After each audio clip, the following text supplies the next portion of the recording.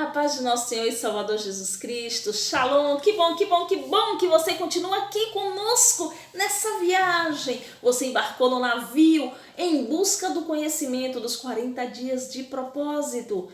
Você precisa descobrir qual é o propósito de Deus para a tua vida. Qual é o caminho que você vai seguir a partir de agora? Será que você estava tomando alguma encruzilhada na vida e por isso estava encontrando um vazio muito grande no teu coração? O que estava acontecendo com você? Eu digo estava, porque a partir de agora não vai estar mais. Nós estamos embarcando na viagem, uma vida com propósito de Rick Warren. E eu quero que você venha comigo nessa viagem. Eu sou a pastora Regiane Marques e vou estar aqui o tempo inteiro te ajudando a descobrir qual é esse propósito para a tua vida. Vamos estar utilizando este livro, vamos estar utilizando a Bíblia Sagrada, vamos estar utilizando filmes, vamos estar utilizando outros livros para que o conhecimento de Deus adentre os nossos corações de forma tão contundente que a gente possa espalhar o óleo sagrado do Espírito Santo ao derredor de todas as pessoas que nos cercam.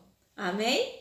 Então vem, vamos para o primeiro capítulo do livro. Que Deus grandemente nos abençoe, nos guarde, nos proteja, envie o teu Santo Espírito a nos guiar, a nos ensinar nesta jornada de aprendizado e conhecimento. Que a bênção de Deus esteja sobre todos aqueles que estão conosco neste canal. Deus abençoe, guarde, proteja e nos instrua sempre, sempre, sempre, em nome de Jesus. Amém.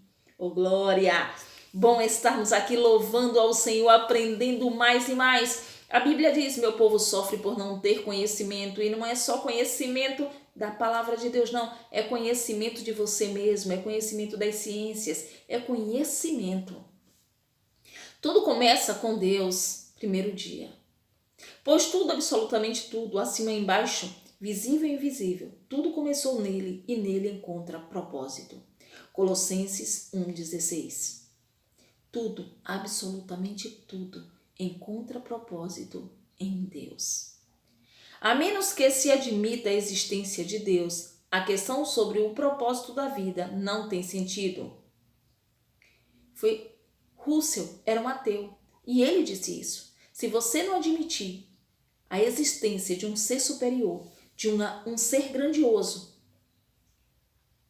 a vida não tem sentido. Você já pensou você nascer, viver, morrer e acabou? É só isso? Você acha que é só isso?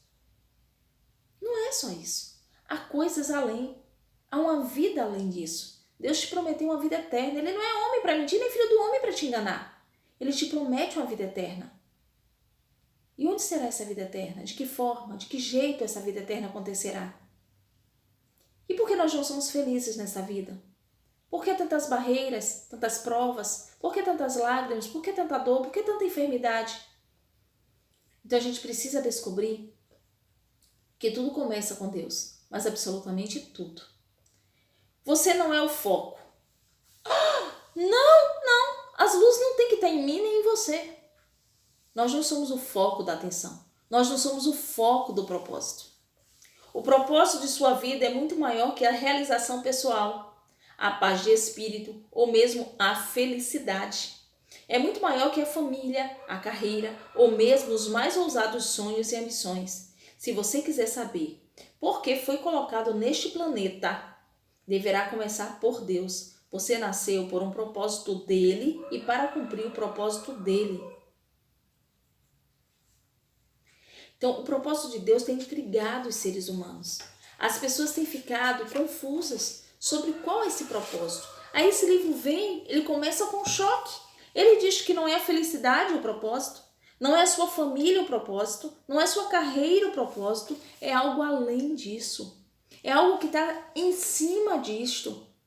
Será que você consegue enxergar algo mais importante do que isto? Esse livro vai te ajudar a enxergar. Diz assim, a vida de todas as criaturas está na mão de Deus e é Ele que mantém todas as pessoas com vida. Jó 12:10. Tudo foi feito por Deus, para Deus e com Deus. Sem Ele, nós não somos nada. Seremos seres vazios, incompletos. Ao contrário do que afirmam livros conceituados, filmes e seminários, você não descobrirá o sentido da vida olhando dentro de você. É provável que tenha tentado isso, mas você não criou você mesmo, logo não pode dizer para que foi criado. Você não tem um manual. Quem tem o seu manual chama-se Yeshua HaMashiach, o Deus Todo-Poderoso, Jeová Jireh, Jesus Cristo, Jeová Rafá, o Deus que tudo pode, o Deus que cura, o Deus que liberta. Ele tem o seu manual, então só ele pode dizer qual é o propósito da sua vida. E você precisa ouvir a voz de Deus. Você precisa se preparar durante esses 40 dias para reconhecer a soberania de Deus na tua vida. Vamos lá. Se eu lhe entregar uma invenção totalmente desconhecida, você não saberá para que serve, nem a própria invenção terá capacidade de lhe dizer. Somente o inventor ou manual do fabricante poderá testar a sua utilidade. Então não adianta eu te dar algo que você nunca viu. Você não vai saber como mexe, você não vai saber o que é. Eu fico imaginando que há 30 anos atrás, se me desse um celular, eu ia olhar para isso, ia ficar como, sabe, aquele povo da caverna, olhando de um lado e do outro. Eu não saberia para que servia um celular. Hoje o celular é tão rotineiro que todo mundo tem, é algo comum. Se desse um computador à minha geração, há 30 anos atrás, 20 anos atrás, eu acho que a gente ia ficar achando que era, nossa, um bicho de 7 cabeças, porque a gente conhecia a máquina de escrever. As coisas mudam, os propósitos mudam, mas Deus é imutável. Só quem tem o seu manual é Deus. Ninguém mais tem. Psicologia, filosofia, sociologia, você mesmo, ninguém tem o seu manual. Quem tem o seu manual é Deus e você precisa ler o seu manual. E para ler seu manual, você precisa se preparar para reconhecer a soberania de Deus na tua vida. Vamos lá? Você precisa ir pelo outro lado da montanha. Da mesma forma, você não pode chegar ao propósito de sua vida concentrando-se em você mesmo. Ora, um jovem subiu uma montanha e na hora desse jovem descer a montanha, ele pegou um caminho errado. E ele encontrou algumas pessoas que moravam por ali e perguntou: como eu faço para descer da montanha? E as pessoas disseram: volta porque o caminho está errado, você precisa ir por trás da montanha. Então, as pessoas que conhecem o caminho, elas podem te ensinar. Então, o meu propósito aqui é te ajudar a descobrir como entender e compreender a voz de Deus através de nossas leituras e ensinamentos da palavra. Muitos tentam usar Deus para a autorrealização, mas isso é contrário à natureza e resultará em fracasso. Você foi feito por Deus, não o contrário. E viver quer dizer deixar Deus usá-lo para os propósitos dele, não você usar Deus para os propósitos particulares. A Bíblia diz: ficar obcecado consigo mesmo nessa questão é entrar num beco sem saída. Quem olha para Deus é levado para um campo aberto, a uma vida livre, espaçosa. Romanos 8:6. Então, para de se preocupar com você mesmo e comece a se preocupar com as coisas que Deus está falando com você.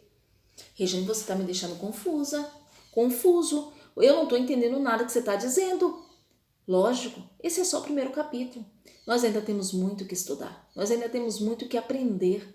Eu só estou instigando você a perceber que você é egoísta, você é egocêntrico, você só pensa em você. E, na verdade, nós precisamos, agora nesse momento, centralizar os nossos pensamentos no autor do universo, naquele que tem o seu manual, naquele que te conhece em espírito e em verdade. Ele diz em Isaías que antes mesmo de você nascer, antes mesmo de você ser formado no ventre da sua mãe, ele já te conhecia. Se ele já te conhecia, ele sabe o propósito que ele te trouxe. Ele sabe o porquê e o para que você está aqui. Então nós precisamos perguntar a ele. Dê importância aos seus sonhos, defina claramente seus valores, estabeleça metas, descubra sua habilidade, almeje grandes realizações, vá à luta, seja disciplinado, acredite em você mesmo, envolva outras pessoas, não desista jamais. Os livros de autoajuda vão te dizer isso. E eu não descarto isso como uma coisa boa, isso é uma coisa boa. Entretanto, isso não vai te trazer o propósito de Deus. Isso vai trazer os seus propósitos. É lógico que essas recomendações frequentemente levam a grande êxito. E pode-se, em geral, ser bem-sucedido ao alcançar um alvo, ou haver concentração para o fim proposto, mas ser bem-sucedido é cumprir o propósito da vida.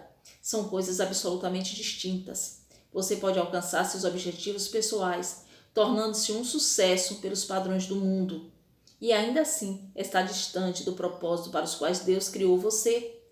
Você precisa de algo mais que conselhos de autoajuda. A Bíblia diz: autoajuda não é ajuda, de jeito nenhum. O autossuficiente é o caminho, o meu caminho, para que vocês descubram sua verdadeira identidade. Mateus 16, 25.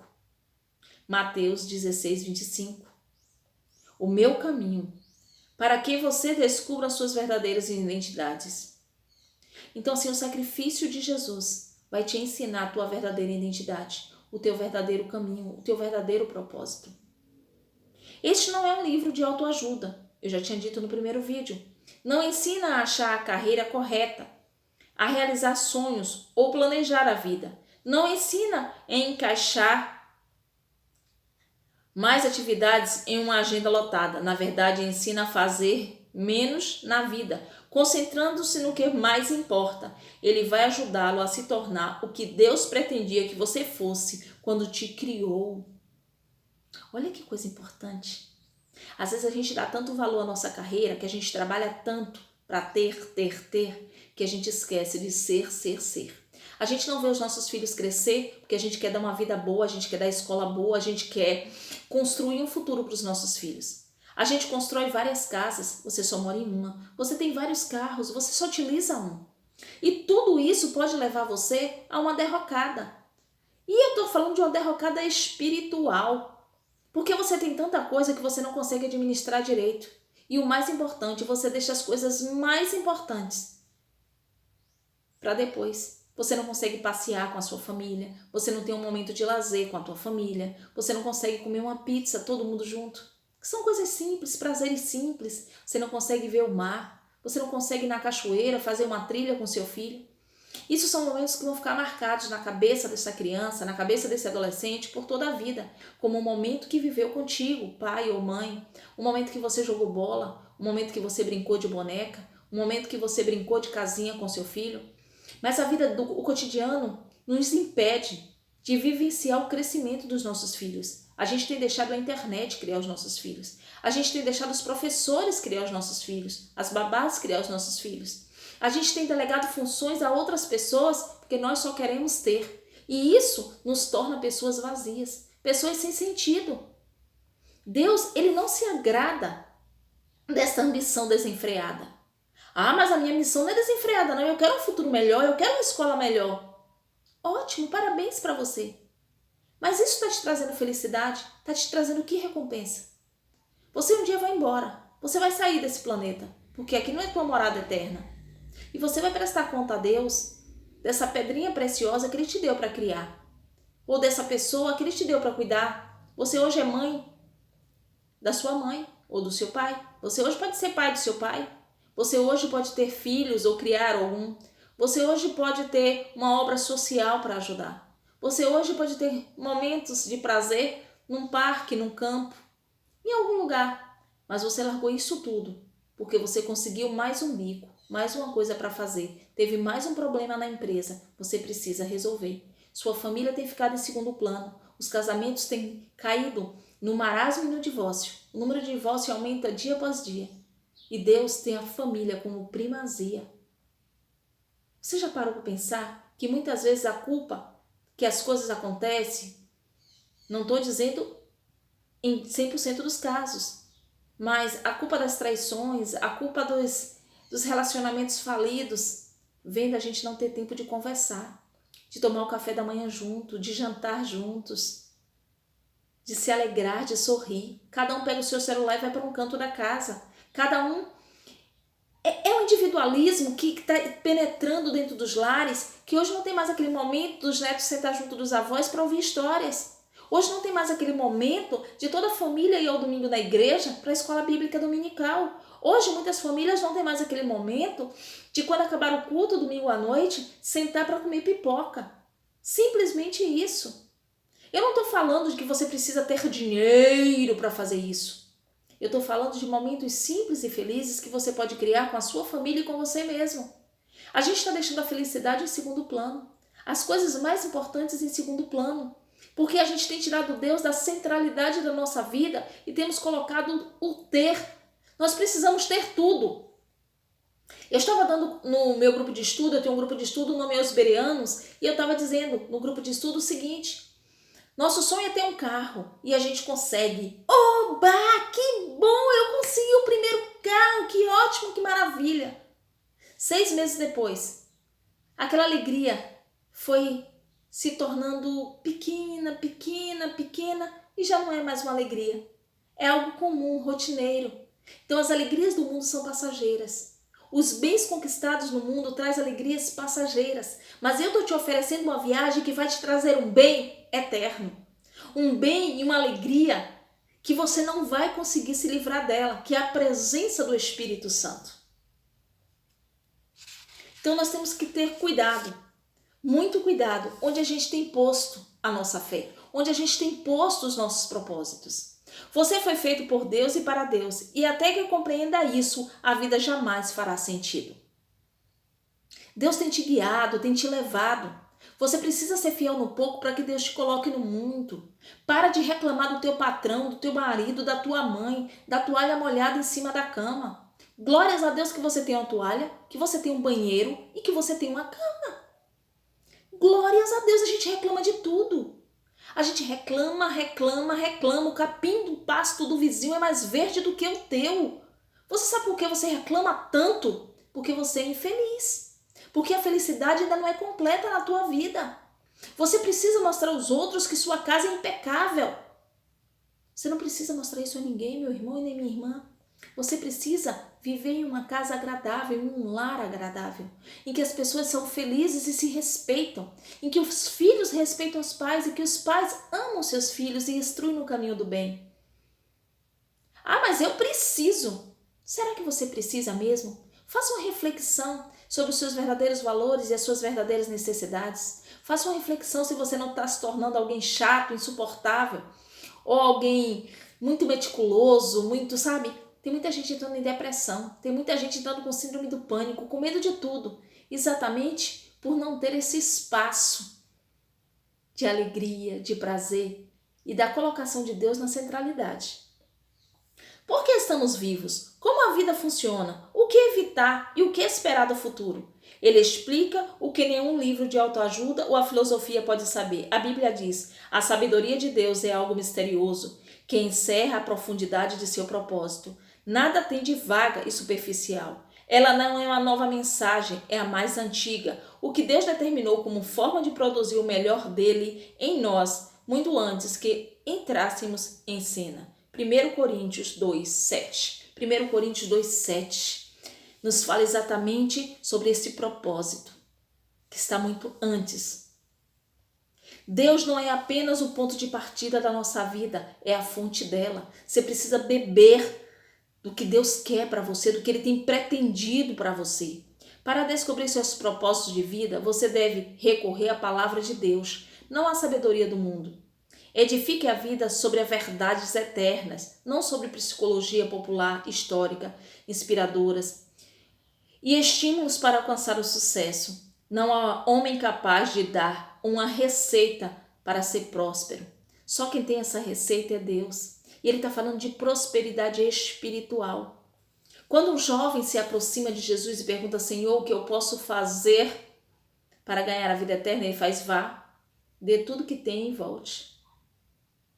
Porque a riqueza, ela é bênção, mas ela se torna maldição quando você colocar ela acima de Deus. Acima da tua felicidade familiar, acima da tua felicidade pessoal, das tuas realizações pessoais. E não esquecendo que realizações podem ser efêmeras e passageiras, trazer alegrias momentâneas. Mas quando a realização vem do propósito de Deus, essa alegria é eterna. Vamos lá.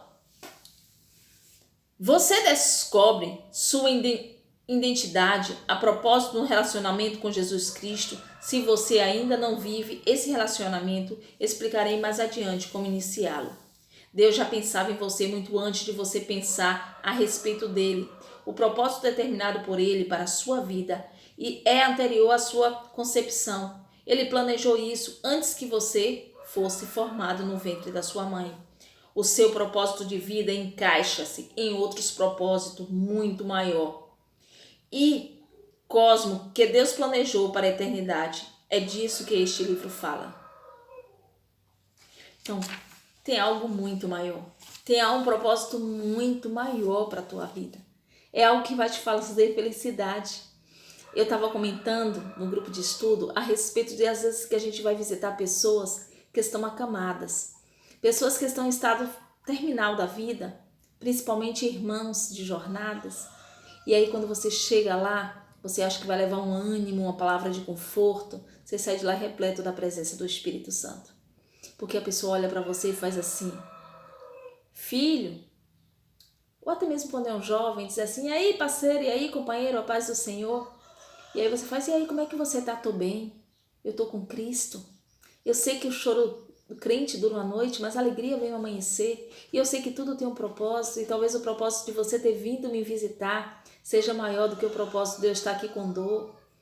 O propósito de eu estar movendo pessoas a vir até mim, para que eu possa estar falando da grandeza desse Deus que eu sirvo, é tão grande. Aí a gente para e pensa: pô, velho, essa pessoa está em cima da cama, cheia de enfermidade, cheia de câncer, cheia de moléstia, e essa pessoa ainda está falando de Deus. Você sabe por quê? Porque ela sabe que a vida aqui é passageira, isso aqui é perene. Existe uma vida eterna, existe algo além do que se pensa, do que se vê. E se o próprio Jesus disse: eu venci o mundo, você também vencerá, creia nisso. Os propósitos de Deus vão além, além, muito além. Ele não quer que você esteja enfermo, ele não quer que você esteja doente, mas se você tiver, utilize isso para falar do amor dele, da misericórdia dele.